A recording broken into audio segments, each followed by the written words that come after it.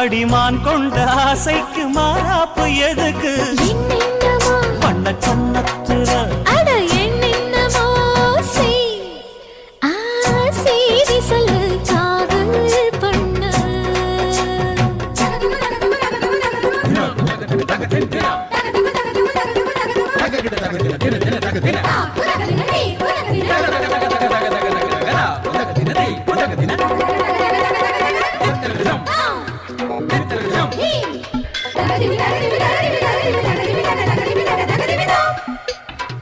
அங்கங்கே என்னை கண்டு கண்ணடிக்கிறாய் அந்த ஆசை என்னை பத்த வைக்குமே